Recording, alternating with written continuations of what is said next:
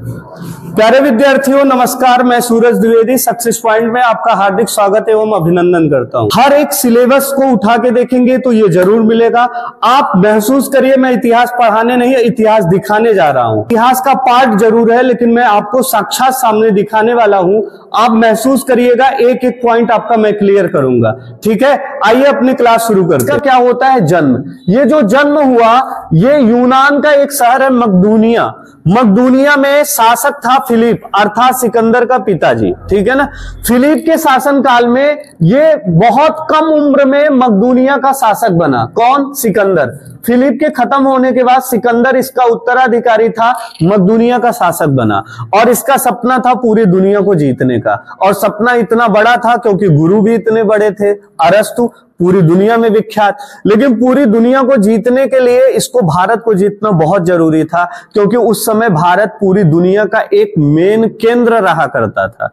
क्योंकि कपास की खेती होती थी, कपड़े देना हो, संस्कृति देना हो, कुछ भी देना हो तो वो देता कौन था? अपना हिंदुस्तान, भारत। ठीक, अब ये भारत को जीतने की ओर, भारत को जीतने के लिए का सपना लेके आगे बढ़ता है। ये किया क्या? पहले मकदूनिया से गया तो ईरानियों के पास पहुंचा। ठीक, आपसे पूछेगा भारत पे आक्रमण करने वाले विदेशी कौन थे? तो सबसे पहले ईरानियों ने किया था, फिर यूनानियों ने किया था। ये ध्यान रखिएगा।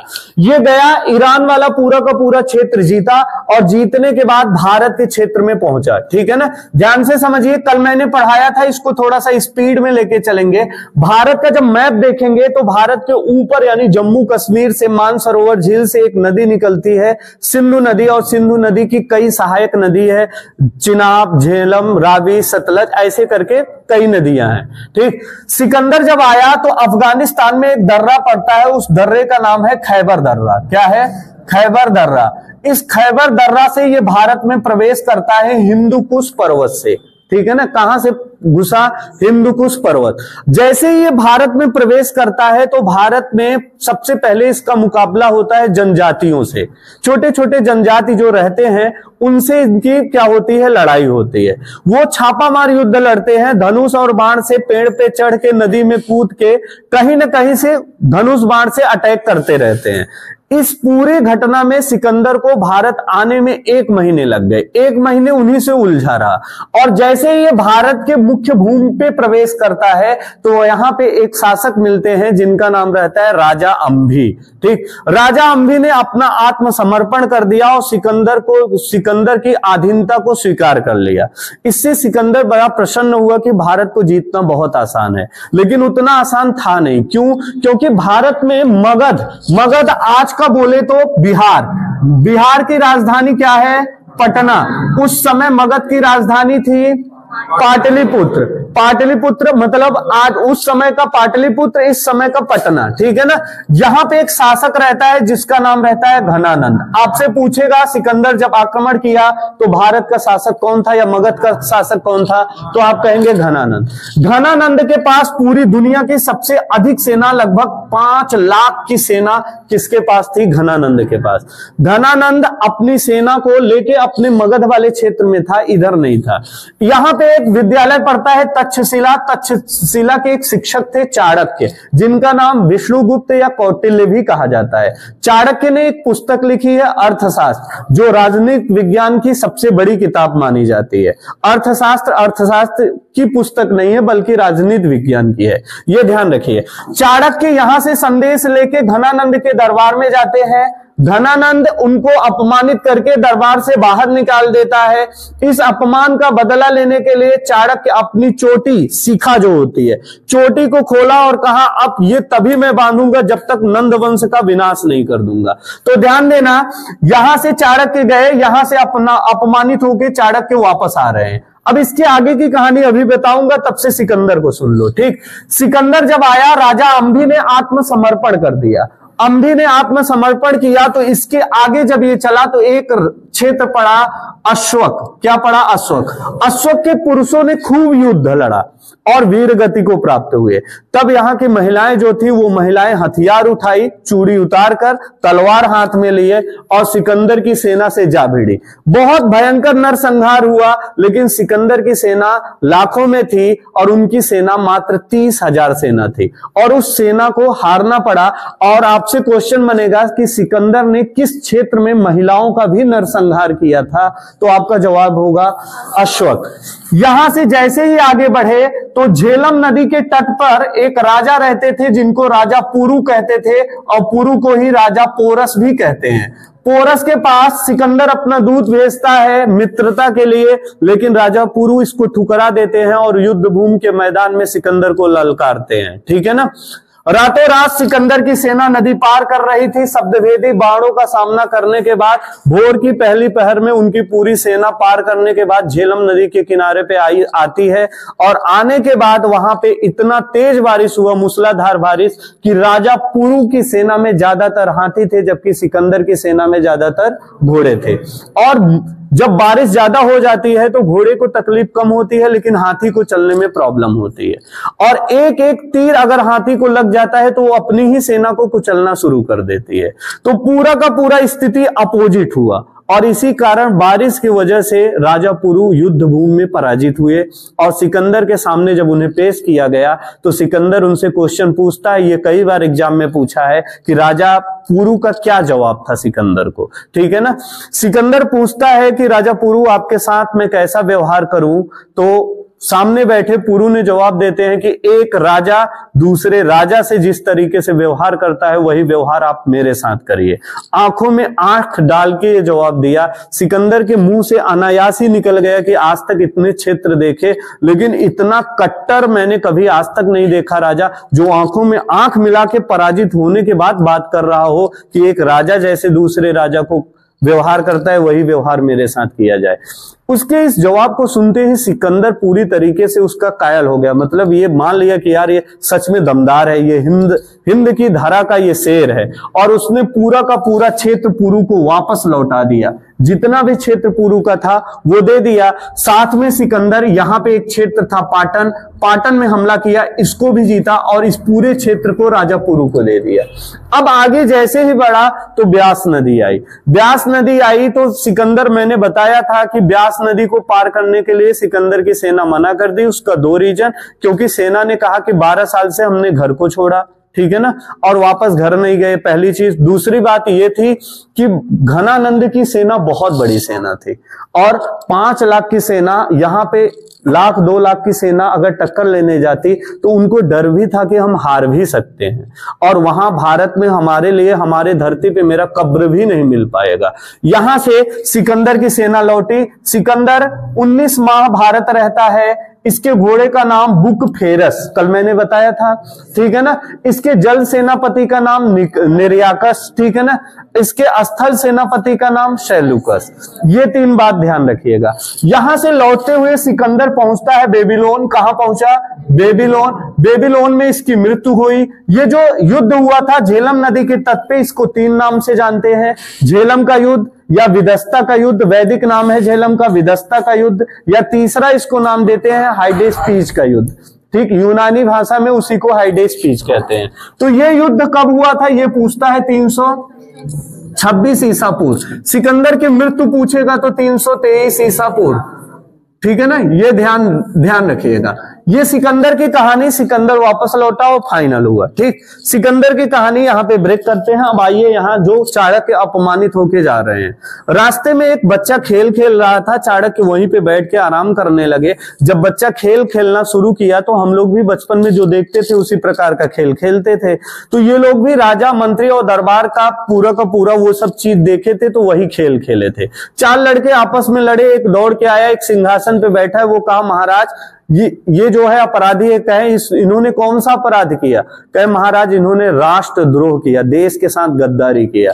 तो जो बालक सिंहासन पे बैठा रहता है वो बोलता है कि राष्ट्रद्रोह यानी देशद्रोह की सजा केवल एक है, सजाए मौत, इसे फांसी के फंदे पे लटका दिया जाए। उसका ये जवाब सुनते ही चाणक्य चौंक गए कि इतना छोटा सा बालक इतनी बड़ी बात कैसे कर लिया, क्योंकि देश के साथ गद्दारी घनानंद कर रहा है। ये देश का राजा है तो देश की सीमा को रक्षा और सुरक्षा देना इसका कर्म बनता है, इसका कर्तव्य। लेकिन फिर भी ये अपनी सेना लेके सिकंदर से लड़ने नहीं गया था, बल्कि चाणक्य का अपमान किया और अपमान करने के बाद दरबार के बाहर कर दिया।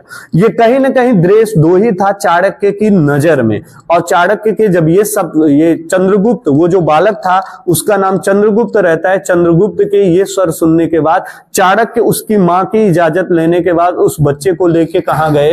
अपने विद्यालय तक्षशिला। कहां ले गए? तक्षशिला। अब तक्षशिला में कौन आ गया? चंद्रगुप्त मौर्य, ठीक है ना।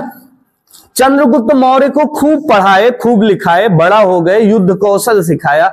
युद्ध कौशल सिखाने के बाद ध्यान से समझिएगा, छोटे छोटे जो जंगलों में लोग रहते थे उनको इकट्ठा किए चाणक्य। लेकिन अभी वो इतनी सेना नहीं है कि पूरी सेना को 5 लाख सेनाओं से भिड़ा दिया जाए, ठीक है ना।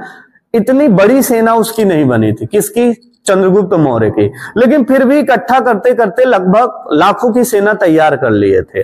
अब लाखों की सेना लेके गए हैं घनानंद का वंश को नष्ट करने के लिए। क्यों? क्योंकि चंद्रगुप्त मौर्य के गुरु का नाम चाणक्य, उनके चाणक्य के बचपन का नाम विष्णुगुप्त, उन्हीं को कौटिल्य कहते हैं। उन्होंने अर्थशास्त्र लिखी है, प्रकांड विद्वान माने जाते हैं। आज भी चाणक्य नीति आज के समय में भी उसकी बहुत वैल्यू है, ठीक है ना। अपने गुरु के आदेश पे चंद्रगुप्त मौर्य छोटी सी सेना लेके घनानंद के ऊपर अटैक करने चल दिया, ठीक है ना। घनानंद कोई घास मूली नहीं है कि जाओगे तुरंत उखाड़ के फेंक दोगे। घनानंद बहुत बड़ा शासक है, क्षत्रियों का विनाशक इसके पूर्वज लोग किए हैं, महापद्मानंद, ठीक है ना। उसके अलावा जो है ये जो क्षत्रिय वंश के, ये देखिए ये जो कहानी मैं बता रहा हूं ये ब्राह्मण ग्रंथ के विष्णु पुराण से हमें पता चलती है, ठीक है ना। इतिहासकार आए मेगस्थनीज वगैरह आए थे, इंडिका पुस्तक लिखी, वहां से पता चलता है, जैन साहित्य से पता चलता है, बौद्ध साहित्य से पता चलता है। जैन और बौद्ध इन्हें क्षत्रिय मानते हैं। आपसे पूछेगा जैन साहित्य के अनुसार चंद्रगुप्त मौर्य क्या थे? क्षत्रिय थे, शूद्र थे, ब्राह्मण वंशी थे, ऐसा पूछता है। तो जैन और बौद्ध के हिसाब से ये क्षत्रिय थे, लेकिन ब्राह्मण ग्रंथ विष्णु पुराण के हिसाब से ये शूद्र थे। शूद्र होने का रीजन मैंने कल बताया था।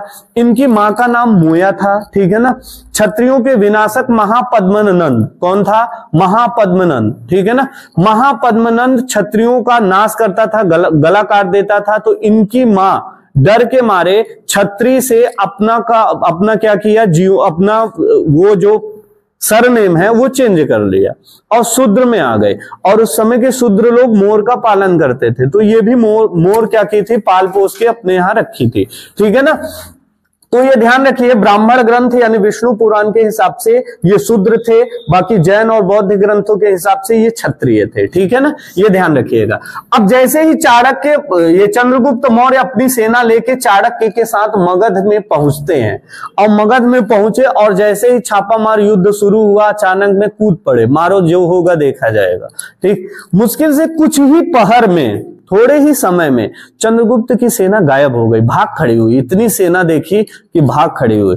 और जब भागी तो चंद्रगुप्त मौर्य उनके गुरु, इन लोगों को कुछ नहीं मिला तो ये लोग ऐसे जहां जो भी रास्ता मिलता था भागते गए और छिप के बैठे हुए थे।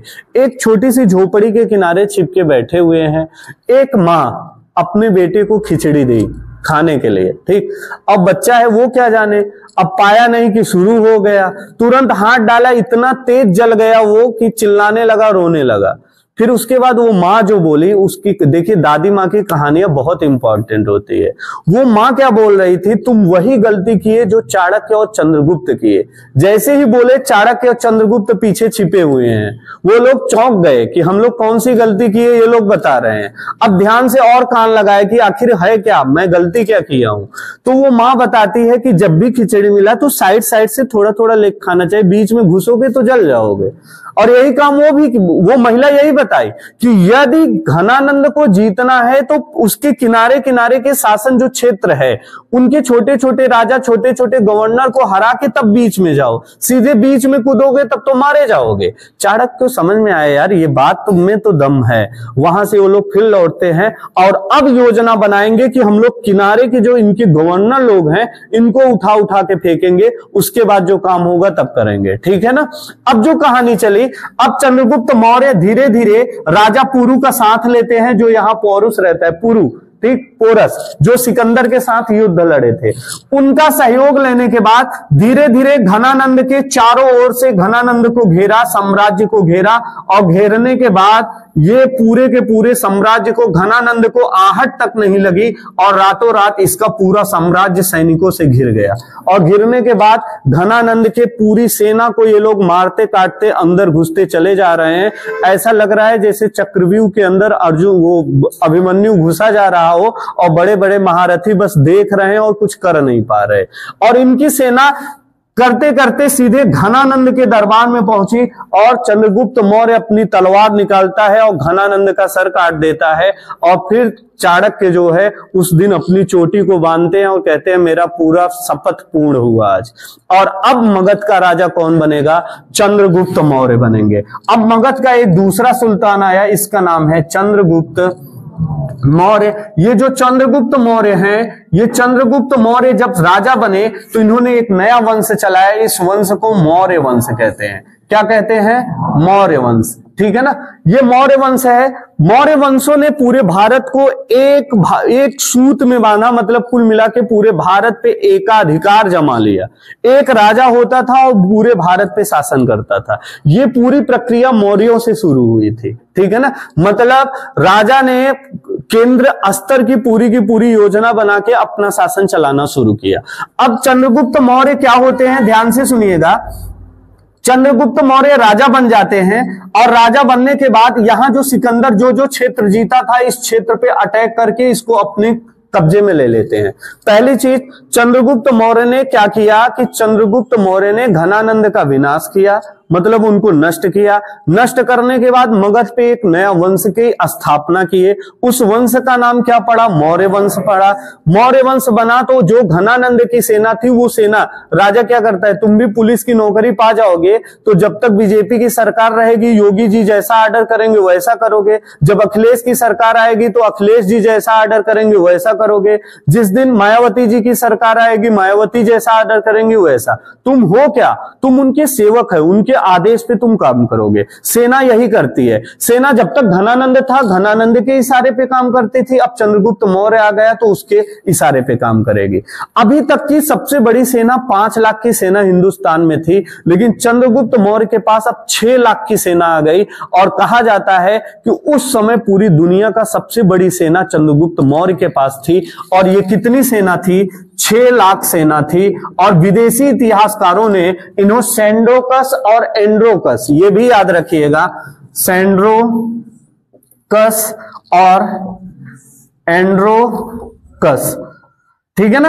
इसको जस्टिन, ठीक है ना, जस्टिन नामक व्यक्ति ने, एक इतिहासकार, दरअसल विदेशी किताबों में जो यूनान के लेखक हैं उन्होंने अपनी किताबों में वो अपनी भाषा में लिखेंगे। ठीक है ना। जैसे तुम अगर लंदन में चले जाओगे और तुम यहां पे हमेशा पके आम को कोपर कोपर चिल्लाए हो तो वहां भी कोपर ही चिल्लाओगे। ठीक, वहां मैंगो मैंगो नहीं करने लगोगे, क्योंकि वो तुम्हारी आदत में समा गया है। ठीक, तो वहां भी जाओगे वही बोलोगे। तो वो लोग भी जब यहाँ आए तो यहाँ पे आने की यहाँ की भाषा नहीं यूज करते थे, वो यूज अपनी ही भाषा करते थे। तो वहां के इतिहासकारों ने, एक भारत का राजा है जिसका नाम सेंड्रोकस और एंड्रोकस है, उसके पास 6 लाख की सेना है। और उस समय दुनिया की सबसे ताकतवर सेना, इतनी बड़ी सेना थी कि शायद उस समय सिकंदर भी जिंदा रहा होता तो फिर चंद्रगुप्त मौर्य को ना हरा पाता। ठीक, इतनी विशाल सेना थी। और इस बात को पुष्टि करने वाले जो व्यक्ति थे उनका नाम जस्टिन था। जस्टिन ने बताया कि ये सेंड्रोकस और एंड्रोकस जो नाम दिया गया है, ये चंद्रगुप्त मौर्य ही हैं, जो मौर्य वंश के क्या थे? संस्थापक, जिनके गुरु कौन थे? चाणक्य। ठीक है ना, ये ध्यान रखिए। अब हुआ क्या, थोड़ी सी कहानी सी बदलती रहती है कहानियां। ठीक है ना। अब ध्यान से समझिएगा, राजा बन गए हैं, चाणक्य ने अपना पूरा शपथ पूर्ण किया, अपनी चोटी बांध लिए हैं और चंद्रगुप्त मौर्य अब भारत मगध का सम्राट बन चुका है। ठीक, सम्राट बनने के बाद चाणक्य बड़े दिमागदार के आदमी थे। वो करते क्या थे अभी बाद में बताऊंगा, पहले सुन लो ये कहानी, ठीक है ना। अब ये जो भारत का क्षेत्र है, जो मैंने अभी नदी आपको बताया, ये नदी पे मैंने कहा था कि सिकंदर जब लौटा था तो बेबीलोन में खत्म हो गया था, मात्र 33 वर्ष की आयु में, 19 महीने भारत में रहता है। उसके घोड़े का नाम बुकफेरस रहता है। बुकफेरस अपने घोड़े की याद में एक शहर भी उसने बसाया था। निर्याकस उसका जल सेनापति रहता है और एक शहर निर्याकस नाम से उसने बसाया था, ठीक है ना। इतनी बात ध्यान रखेंगे। जब ये लौटा तो इसके जल वाले सेनापति इधर से गए थे और स्थल वाले सेनापति यानी सेलुकस और सिकंदर दोनों स्थल से वापस जा रहे थे। अब ये जो सेलुकस है, सेलुकस, इसके दिमाग में कसक है, ठीक है ना, टीस बनी हुई है। टीस कब बनती है? जैसे आप किसी चौराहे पे गए, दो चार लोग हट्टे कट्टे थे, मिले, आपको बेवजह दो चार तमाचा खींच के पीट पाट दिए हैं, ठीक। अब आपके मन में टीस बहुत है कि मारेंगे, जब मिला ये अकेले में इसको पक्का मारेंगे, लेकिन आपको ऐसा मौका नहीं मिल रहा है। लेकिन आपके मन में वो टीस है, वो तमाचा, भले ही दर्द उसका चला गया हो, लेकिन आज भी वो दिन याद है कि ये कैसे चौराहे पे बेइज्जत किया था। वो तुम्हारे दिल में तब तक जिंदा रहेगा जब तक तुम वैसे ही उसकी बेइज्जती नहीं करोगे, ठीक है ना। वही चीज सेलुकस के साथ हुआ। यहां से ये वापस जब गया था तो पूरी दुनिया में हाहाकार मची कि घनानंद की सेना को देख के सिकंदर हार गया और उसकी सेना खुद हार मान के वापस लौट गई। और सेलुकस को ये बात पचती नहीं थी। सेलुकस का भले सिकंदर नहीं है, लेकिन सिकंदर के सेनापति तो हम ही हैं और हम ही सिकंदर के युद्ध जिताते थे। हम जाके भारत की पूरी भूमि को जीत के आएंगे। और सेलुकस अपनी पूरी सेना लेके कहां चल दिया? भारत को जीतने की ओर। ये वही सेलुकस है जो कभी सिकंदर का मुख्य सेनापति रहा करता है। और ये अब सन जो चल रहा है 305 ईसा पूर्व, 305 ईसा पूर्व। ये जैसे ही इसकी आहट पड़ी तो अब दरबार जो मगध का राजा है वो चंद्रगुप्त मौर्य है। वो इतना निरंकुश नहीं है कि तुम इधर जीतते चले जाओ, उसे फर्क नहीं पड़ेगा।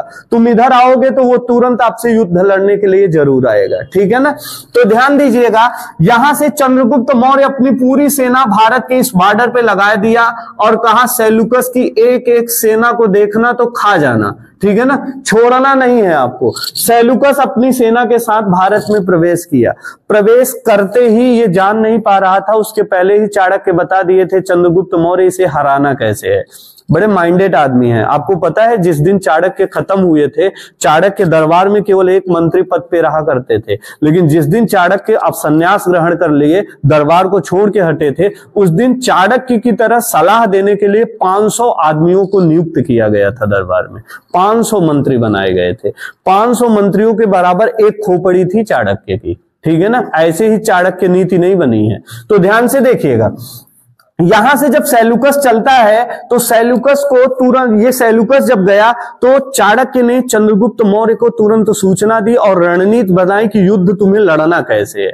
और जहां जहां ये लोग आते थे, इसके पहले ही चंद्रगुप्त की सेना इन लोगों को चारों तरफ से घेर ली थी। अभी ये लोग सोच रहे हैं कि उधर कोई जान ही नहीं रहा है कि हम मारने। जैसे कोई चोर चोरी करने जाए, ठीक है ना, और उसे लगे कि कोई जान ही नहीं रहा है, घर खुला है, आराम से जाएंगे चोरी करके हम निकल जाएंगे। बड़े आराम से प्यार से छिप छिप के घर में घुसा और तुम गए बाहर से गेट बंद कर दिए, मैटर गड़बड़ा गया, आराम से पुलिस आई खूब तोड़ ताड़ दी। वही चीज सेलुकस के साथ हो गया। ये तो बड़े आराम से रात्रि के समय चल रहा था कि नदियां पार करेंगे, भोर की पहला पहर आएगा, चंद्रगुप्त की सेना के ऊपर बर्रे की छात की तरह कूद पड़ेंगे और उनको पराजित करके पूरे भारत को जीत लेंगे। लेकिन उल्टा हो गया, इसकी सेना चारों तरफ हर एक नदी के किनारे जहां जहां जो स्थान छिपे रुस्तम होते थे वहां वहां सेना बैठ गई छिप के। और जैसे ही सेलुकस की सेना आई, कहा आने दो, जब सब आ जाए तब पीटना, ठीक है ना। ऐसा न करना कि शुरुआत में मारने लगो आधी सेना भाग जाए, कुछ दिन बाद फिर आए। तो सबको पहले भारत में प्रवेश करने दिया, आओ आराम से, और चारों तरफ से घेर के तब पिटाई शुरू की। इतनी मार मारा कि सेलुकस को जिंदा पकड़ के ले आया गया, ठीक है ना।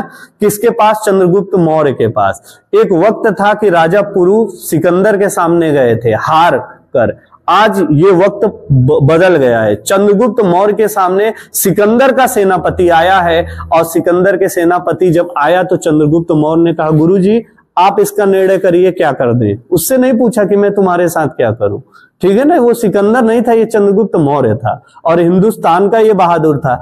अब चाणक्य बैठे, चाणक्य बड़े दिमागदार थे। चाणक्य जानते थे कि अगर इसको ज्यादा हम प्रताड़ित किए तो भविष्य में ये अपनी सेना इकट्ठा करके फिर टीसेगा और फिर भारत में अटैक करने आएगा। क्यों न ऐसा समझौता करने कि ये दोबारा भारत पे अटैक करने ही ना आए, ठीक। अब इसके लिए चाणक्य बड़े माहिर आदमी थे। उन्होंने कितना बेहतरीन समझौता किया, ध्यान से देखिए। ये है आपके सेल्यूकस, और इधर आपके कौन है, चाणक्य। चाणक्य समझौता कर रहे हैं, ठीक है ना। अब ध्यान से देखिएगा, सेल्यूकस की एक बेटी थी, इसका नाम क्या था, हेलेना। हेलेना बहुत खूबसूरत थी, ठीक है ना। हेलेना बहुत खूबसूरत थी।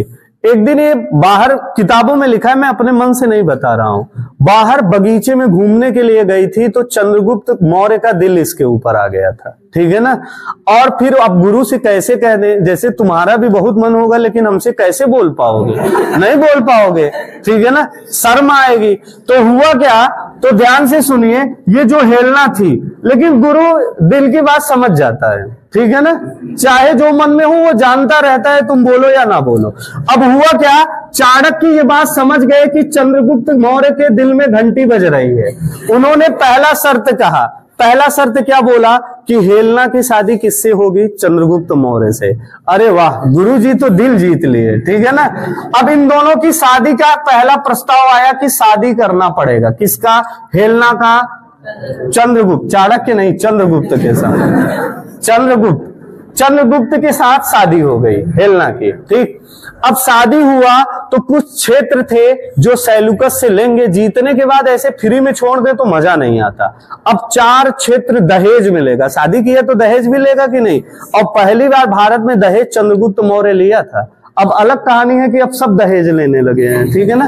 पहली बार दहेज कौन लिया था, चंद्रगुप्त मौर्य। क्या क्या लिया, ध्यान से देखिए, ये क्वेश्चन आपसे पूछता है। 4 चीजें लिया, काबुल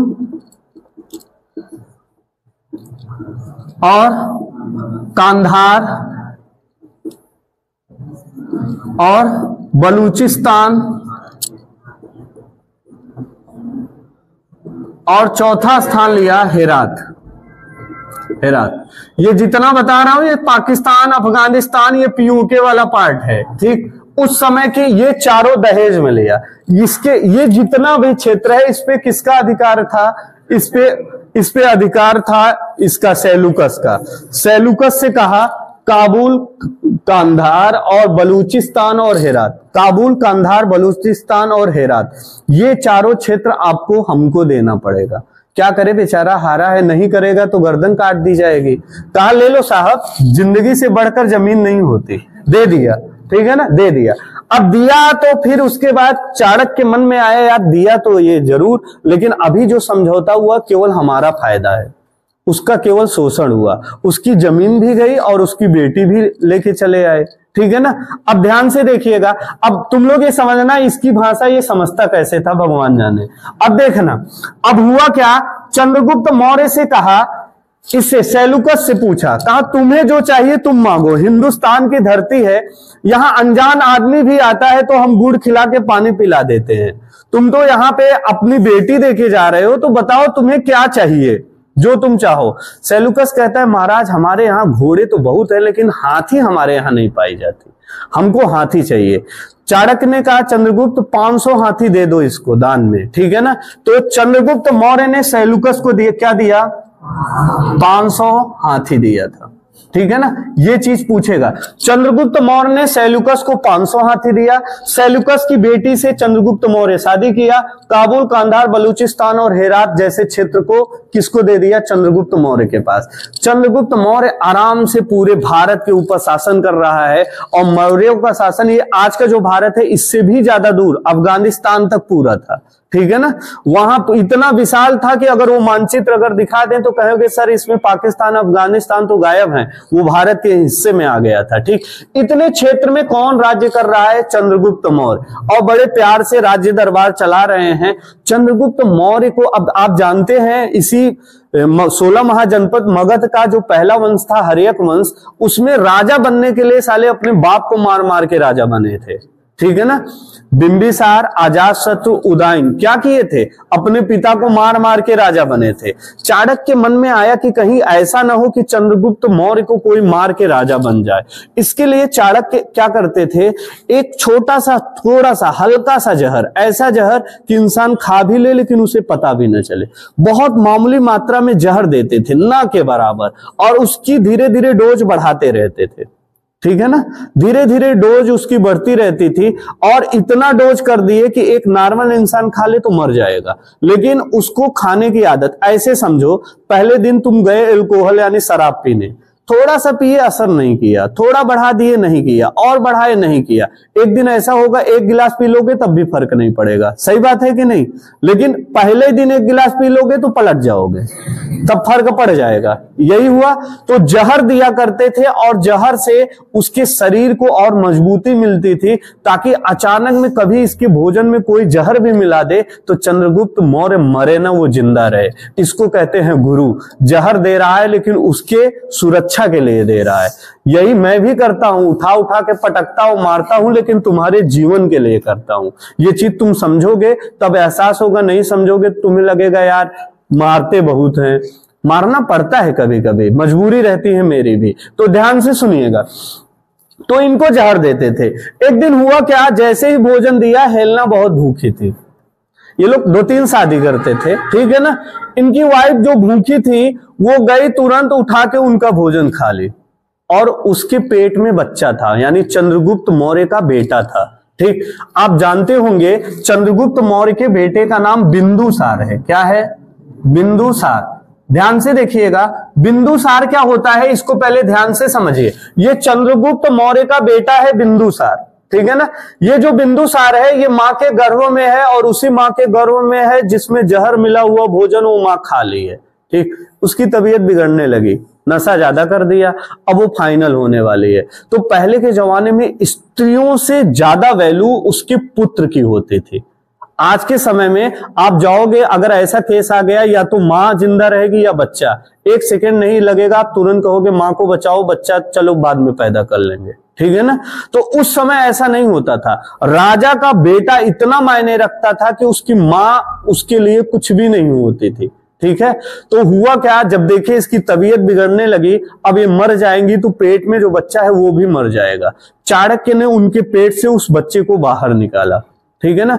और बाहर निकाला तो जहर का थोड़ा सा असर उसकी तरफ पहुंच गया था, उसके मस्तक पे जहर का असर आया था, काला ऐसे दाग पड़ा था, लक्षण उच्छन जो कहते हैं, ठीक। इसीलिए इसका नाम बिंदु पड़ा, मस्तक पे बिंदु आया उस जहर के कारण, तो इसका नाम बिंदु पड़ा।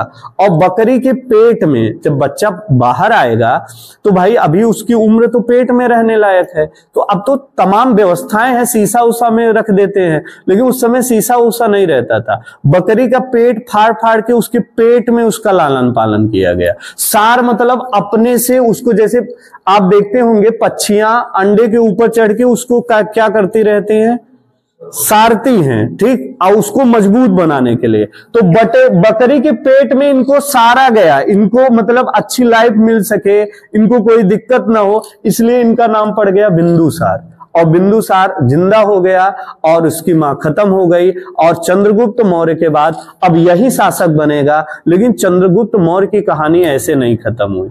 हुआ यूं कि मगध में 12 साल का भयंकर क्या पड़ गया, अकाल। कुछ अनाज ही नहीं हुआ, त्राही त्राही मच गई, चारों तरफ लाशें जा रही हैं, जहां जिस गांव में देखो 5-5, 6-6 लाश चली जा रही है। ये चीज देख के जो उस समय शासक था, सब शासक को ही कोसेंगे ना, तुम्हें खाने को नहीं मिलेगा, तुरंत मोदी योगी गरियाना शुरू करोगे, ठीक है ना। तो सब लोग क्या करते हैं, शासक को दोष देते हैं। चारों तरफ चहुं ओर चंद्रगुप्त मौर्य का क्या होने लगा, विरोध होने लगा कि ये शासक हैं, मेरे लिए कुछ कर नहीं रहे, मेरे लिए कुछ नहीं कर रहे हैं। तो चंद्रगुप्त मौर्य को इससे बड़ी ग्लानि आई, वो भी मजबूर था, वो कुछ कर नहीं सकता था। तो वो किया क्या, भद्रबाहु नाम के एक जैन भिक्षु के पास गया और जाने के बाद कहा कि महाराज मुझे क्या करना चाहिए। उन्होंने कहा सब आपकी वजह से है, और जितने लोग मर रहे हैं, जितनी लाशें जा रही हैं, ये आपकी वजह से जा रही है। और राज दरबार तुम छोड़ो, छोड़ने के बाद चलो मेरे साथ और पहाड़ियों पे तुम तपस्या करो, अब तुम्हारे लिए ये राज्य दरबार नहीं है। भद्रबाहु की बात को मानते ही चंद्रगुप्त मौर्य अपने जीवन काल में ही अपने पूरे राज्य दरबार को त्याग दिया, बिंदुसार को पूरा का पूरा उत्तराधिकारी बना के सौंप दिया। सौंपने के बाद वो निकल पड़ा दक्षिण भारत की ओर और वहां चंद्रगिर पहाड़ी पे गया। कहां गया, चंद्रगिर पहाड़ी। इस चंद्रगिर पहाड़ी के पास जाता है और जाने के बाद यहां पे एक सर्वोच्च चोटी है, इसको क्या बोलते हैं, श्रवणबेल गोला। ये वही श्रवणबेल गोला है जहां ऋषभ देव आदिनाथ जैन धर्म के पहले गुरु थे, उनके बेटे का नाम बाहुबली था, उन्हीं की मूर्ति यहां बनाई गई है। इसी पहाड़ी पे ऊपर जाने के बाद जैन धर्म स्वीकार किए थे चंद्रगुप्त मौर्य, और चंद्रगुप्त मौर्य संलेखना विधि द्वारा अपने प्राणों की आहुति दे दिए। अन्न और जल का त्याग कर दिए, मतलब न अन्न लिए न जल, तब तक जब तक प्राण खत्म न हो जाए। और इसी विधि के द्वारा चंद्रगुप्त मौर्य की क्या हुई, कहानी खत्म हुई। चाणक्य भी है राज दरबार में। चाणक्य कुछ दिन तक बिंदुसार के साथ रहता है, इसको दिशा निर्देशन करता है, राज दरबार चलता रहता है। लेकिन चाणक्य भी जब देखते हैं मेरी अवस्था हो गई है, अब मुझे राजा के दरबार को छोड़कर हमें भगवान के शरण में जाना चाहिए, तो उन्होंने इस दरबार को त्याग कर संन्यास लिया और वो भी पहाड़ियों की ओर निकल पड़े। जब चाणक्य जाते हैं तो बिंदुसार राधागुप्त नाम के एक अच्छे मंत्री को रखता है, इसके साथ 500 मंत्रियों को रखता है ताकि वो चाणक्य के बराबर सलाह दे सके। कल मैं आपको बिंदुसार और अशोक के बारे में पढ़ाऊंगा। बिंदुसार छोटा सा टॉपिक है, अशोक थोड़ा सा बड़ा टॉपिक है, ठीक है ना। दोनों को हम प्यार से समझाएंगे। बिंदुसार को क्या कहा जाता है, अमृत घात, ठीक है ना।